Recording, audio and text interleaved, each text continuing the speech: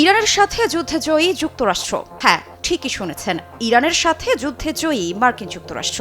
তবে এটি কোনো পরিসংখ্যান বা প্রমাণিত তথ্য নয়। এই দাবি শুধুমাত্র মার্কিন প্রেসিডেন্ট ডোনাল্ড ট্রাম্পের নিজের। তবে নিজের জালে যেন ক্রমেই নিজেই জড়িয়ে যাচ্ছেন এই মার্কিন প্রেসিডেন্ট।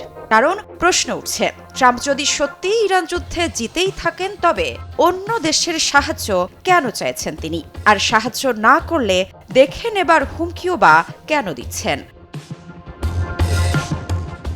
কিছুদিন আগেই মার্কিন প্রেসিডেন্ট ডোনাল্ড ট্রাম্প ব্রিটেনকে বলেছিলেন মধ্যপ্রাচ্যে কোনো জাহাজ পাঠানোর দরকার নেই, কারণ তিনি ইতোমধ্যেই ইরান যুদ্ধ জিতেছেন। কিন্তু বাস্তবতা যেন উল্টো কথা বলছে। ডোনাল্ড ট্রাম্প আমেরিকার বিশেষ ঘনিষ্ঠ দেশ ন্যাটো সদস্য দেশগুলো এমনকি চীনকেও আহ্বান জানাচ্ছেন জাহাজ পাঠাতে, যাতে হরমুজ প্রণালী খুলে দেওয়া হয়। তিনি ইঙ্গিত দিয়েছেন, যদি সাহায্য না আসে তাহলে ইউরোপের উপর মার্কিন নিরাপত্তার আশ্রয় এবং তার এই মাসের পরিকল্পিত চীনা নেতা শি জিনপিং এর সঙ্গে শীর্ষ বৈঠক নিয়েও নতুন করে ভাবতে হতে পারে।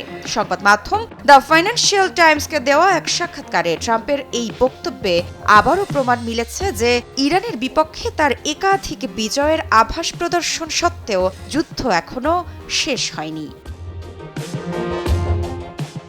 তবে একথা বলা যায়, এই মার্কিন সামরিক অভিযান এখনো ওয়াশিংটনের আশা অনুযায়ী ফলাফল দেয়নি। সম্ভবত এই কারণেই প্রশাসনের কর্মকর্তারা জনগণ এবং বৈশ্বিক বাজারকে আশ্বস্ত করার নতুন প্রচেষ্টা চালাচ্ছেন যে এই সংঘাত শীঘ্রই শেষ হতে পারে।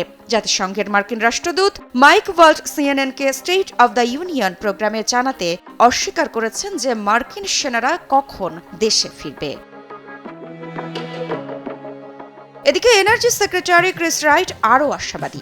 এবিসি নিউজের দিস উইক প্রোগ্রামে তিনি বলেছেন, আমি মনে করি এই সংঘাত নিশ্চিতভাবে আগামী কয়েক সপ্তাহের মধ্যেই শেষ হবে, হয়তো তার চেয়েও আগেও হতে পারে। অন্যদিকে ইসরায়েল সিএনএনকে জানিয়েছে যে ইরানের সামরিক ও গোয়েন্দা লক্ষ্যবস্তুতে ভয়ঙ্কর বোমাবর্ষণ অন্তত আরও ৩ সপ্তাহ চলতে পারে।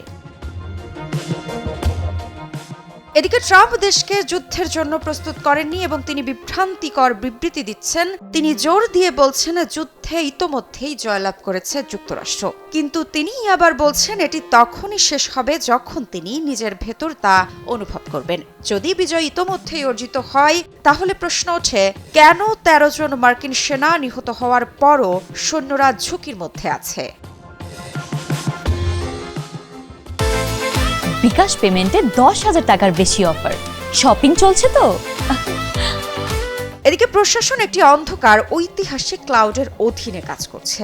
এই যুদ্ধ এখনো ইরাক ও আফগানিস্তানের মতো যুদ্ধের সঙ্গে তুলনীয় নয়। তবে উভয় ক্ষেত্রেই প্রাথমিক বিজয়গুলো রাজনৈতিক প্রভাব এবং বিদেশি দেশের সীমিত বোঝাপড়ার কারণে ব্যর্থ হয়েছে। ইরানের পরিস্থিতি জনসাধারণের উদ্বেগকে যুক্তিসঙ্গত করে তোলে যে এটি একটি জটিল যুদ্ধে পরিণত হতে পারে।